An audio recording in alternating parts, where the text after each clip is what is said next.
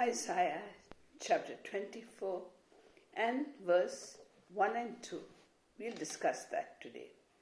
So, chapter 24 of Isaiah, verse 1 and 2 say, "Behold, the Lord lays the earth waste, devastates it, distorts its surface, and scatters its inhabitants. And the people will be like the priest, the servant like his master, the maid like her mistress, the buyer like the seller, the lender like the borrower, the creditor like the debtor." So strange things are being prophesied by Isaiah. So the earth will be devastated. The earth itself is polluted by the blood of martyrs, starting from the blood of Abel. The Bible is very clear that Abel's blood cried out to God. So blood speaks. So from the beginning of times, there has been killings going on, wars going on, and blood being shed on the earth. Throughout history, we see that. First, there were local wars, and then we even had wars where all the countries of the world took one side or the other. The main countries, we had World War I, World War II, and today also there's great unrest going on and a lot of blood is being spilled.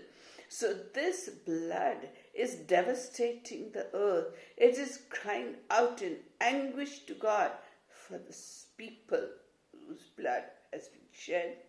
And so what does the earth do? It spews its inhabitants. It scatters its inhabitants. The first migration took place in the world in the book of Genesis when the people in Babylon were building a tower called the Tower of Babel to reach to the skies. And God came and saw this development, and he said, now nothing will be impossible for the people. So he gave them different languages and scattered them all over the world. But today also we find scattering of people, like people from Asia and India. They're going to the West, they're going to USA, they're going to Canada, they're going to England and Australia. On both sides of the world, people are migrating. People from Asian countries, some of them are being hounded by their nations or being persecuted for their religions. They too are escaping.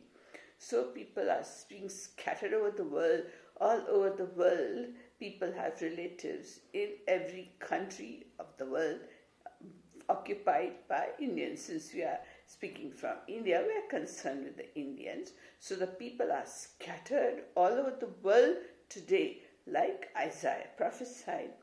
And the people will be like priests, the servant like his master.